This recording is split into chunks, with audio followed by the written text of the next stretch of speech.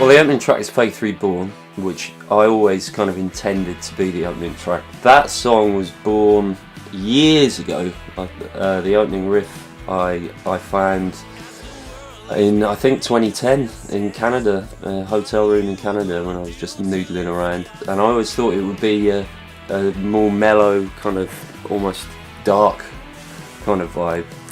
And much more laid back, introspective song, but couldn't make it work. Couldn't make it sit on any of the stuff sit with any of the stuff that I was doing at the time.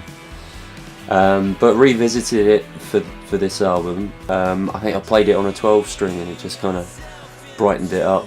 And that gave birth to the vocal and the lyrics, which is optimistic and upward looking, and became a call to arms almost.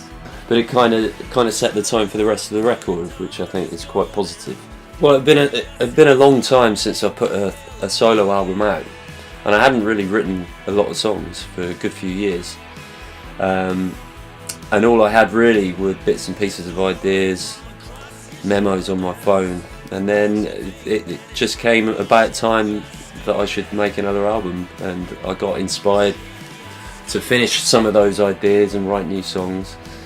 And that was that was 2017. I think I started in earnest to complete those songs. And then Elephant is the second song, which is the closest I'm gonna get really to sort of social comment. I think broadly speaking, that is kind of centered around how our confidence in life is been slightly eroded. Everybody's a little bit unsure of what they're saying, and they then maybe don't say things with as much conviction as they used to.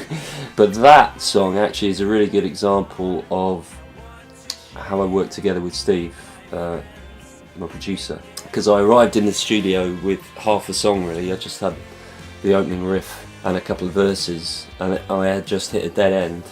I couldn't find a chorus for it, but I thought the verse was really strong, so I knew there was a song in there somewhere, but I just couldn't figure out where to take it. And that's where someone like Steve Evans comes into his own really, because he loves a blank canvas, and he had the idea of, instead of looking for a traditional chorus for it, just taking it on a bit of a journey and taking it from minor to major for a start, which always sounds like the sun's come out, and it ended up being probably one of my favourite passages of music I've ever recorded. Actually, is that middle section of that song, Luminous Girl. Again, a riff I had for ages, and when the Hoax got back together and we were trying to write new songs, that riff was one of the ideas I kind of put forward, but it was met with sort of apathy and not sure about it, not sure. I didn't really have a vocal because I used to leave that to Hugh in that band. And I think actually before that, I think I might have put it forward as a Jon Amor blues group idea. Again, met with a bit of resistance. So again, dug it up again for this record and found the right sort of vibe for it.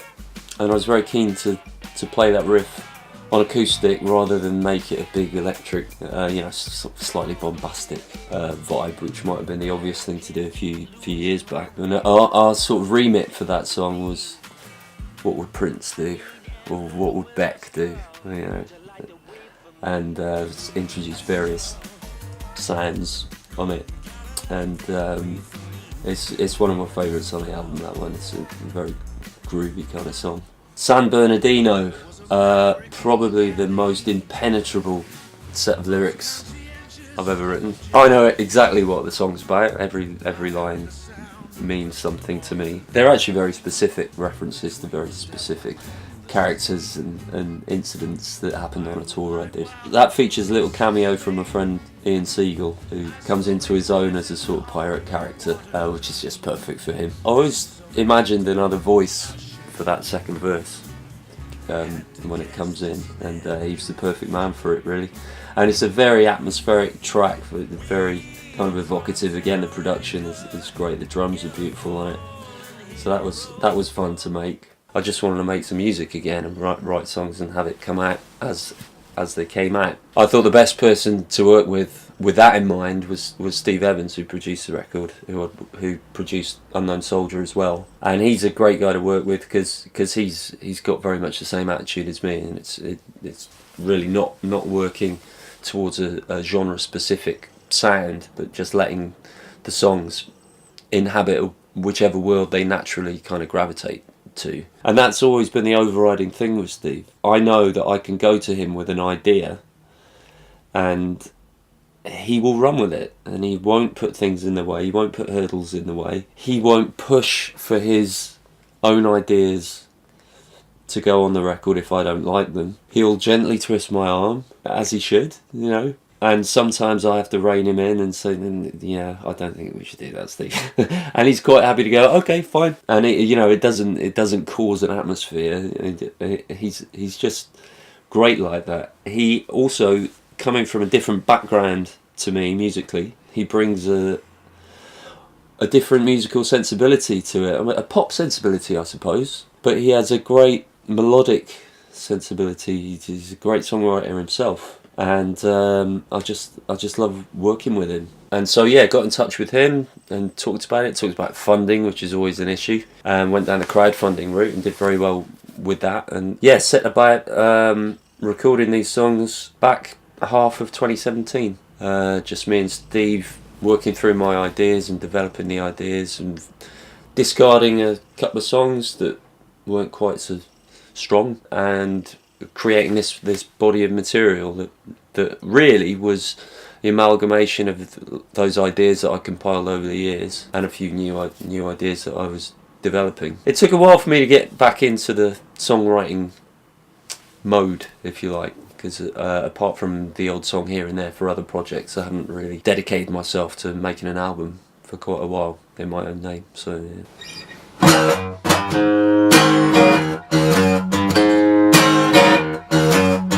Create a stranger for me, where the red tonight we mysteriously, like Cleopatra might. Stranger for Me. That's one of the few songs that I actually wrote just before recording the album. It doesn't always happen for me that way. Usually songs just kind of evolve on their own over a period of time. It's a love song, really. It's kind of about old, long-standing love, and it's kind of a fun vibe to it. And it's got a great section at the end of that song where Steve had the idea of making it sound a little bit like a Mardi Gras, because it's got Paddy Milner plays piano on it, and it's a great kind of New Orleans vibe on that. And that's the thing about all these songs on the record, I think. Whichever avenue they start to go down, we just let them walk down it. It really was about allowing the character of the songs to flourish and be what they wanted to be. And that's a good example of that. Happy Is Still Time Low nearly didn't make it onto the album. I actually had a bad time recording that song. We decided to play live in the studio. Most of the songs we tracked each part individually, but that one we thought would be a good one to try with myself, Clive Deaner on drums, and Bob Fritzmar on the Hammond organ. And Clive and Bob were brilliant, while I just continually messed up, forgetting lyrics, forgetting chords, forgetting the arrangement. Just I was the worst one in the band, and my memory of that session tainted really how we treated that song from then on. I wanted to put it away and forget about it. But again, Steve called me up one day and said, I've been listening to Happy Is Still Time Low, I've done a bit of work on it, I think you should give it another listen. And so did a better vocal on it, and we got a proper sort of jazz guitar player, a guy called Andrew Murphy, and Steve had the backing vocals idea in the middle, which is beautiful. And even though that song from a lyric point of view is a bit more down and arguably a bit sadder, it still has a sort of bittersweet, melancholy vibe to it, and I actually think it brings something really nice to the album, and I feel good about that song now. So that we dragged that up from a place where in my mind it wasn't going to make the record, to actually being one of my favourites on the record. Drunk on Your Love is another example of a song I've had for years. Didn't really, it's an interesting time signature. It's sort of 5/4 into a 3/4 waltz. It kind of jumps around a bit. It's quite tricksy. I didn't really set out for it to be like that. I just found myself playing the guitar part one morning when I was noodling around and thinking, oh, that's quite cool. And it took years again for me to develop it into a finished song. That end section on Drunk on Your Love is glorious.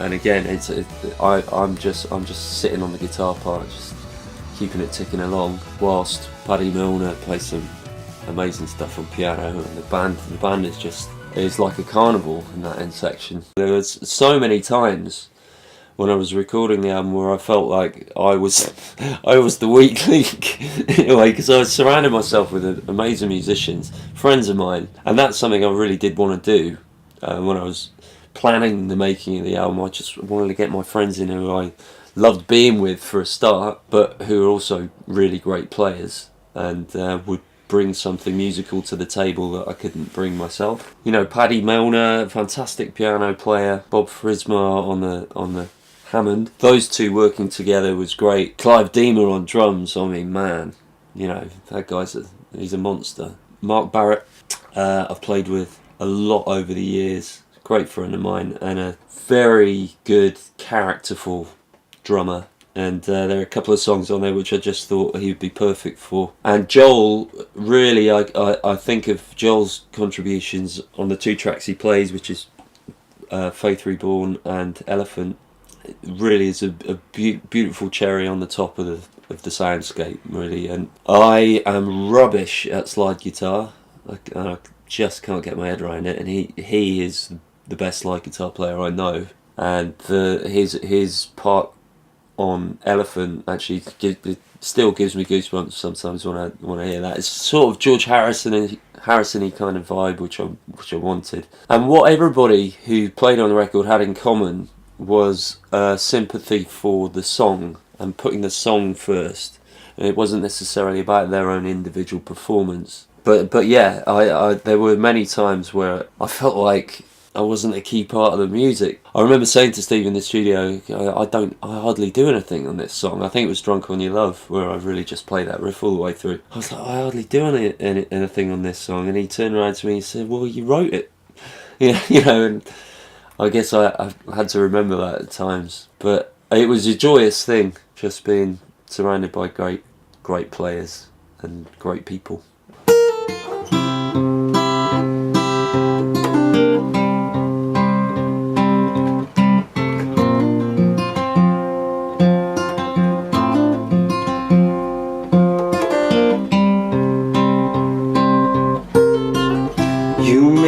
Through and I don't know how. You paid a toll and it's owed to you now.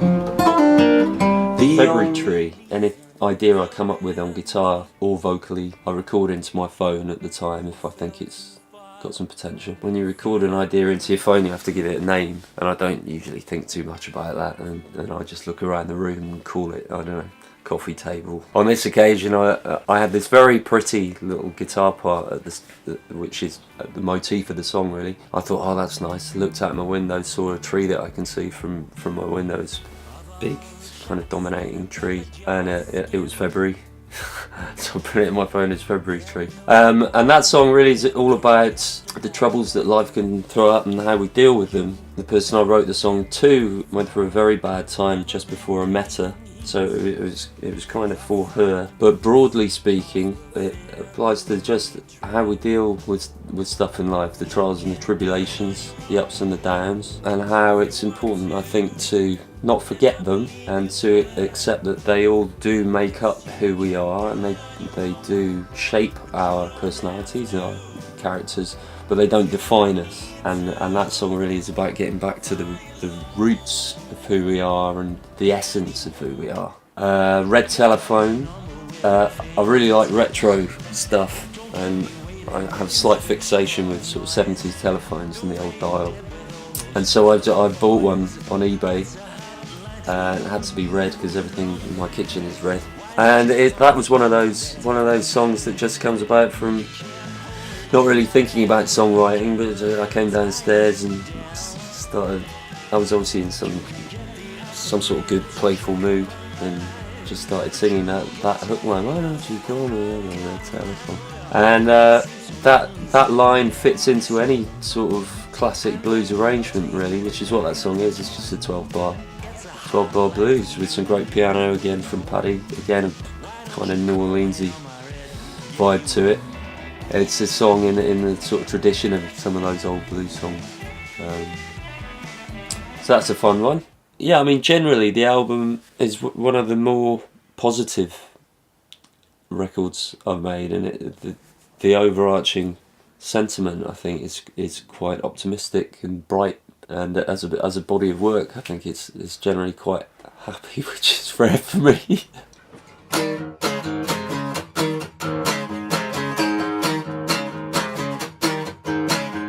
There's a rhythm in the town that you just can't move to, and it's bringing her down, and she's walking on her way through, with her eyes on her footsteps and her head up in the clouds. Scandinavia I've had for quite a long time again. It's not really about anybody in particular, although it's inspired by a friend of mine who was living in London and feeling a bit lost at the time, didn't really have any friends, didn't really enjoy her job very much, and I kind of expanded it from that.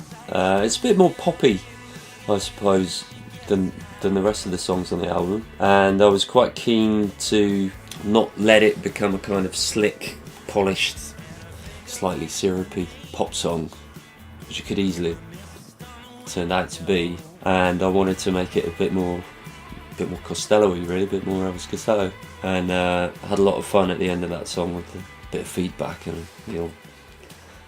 tremolo on the guitar.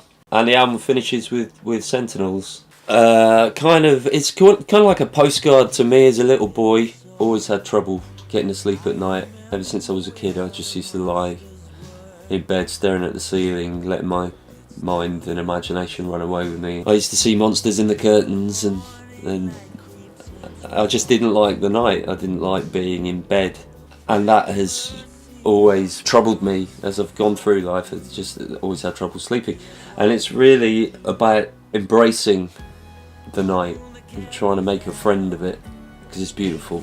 It's like a little lullaby, really, to try and get to sleep to.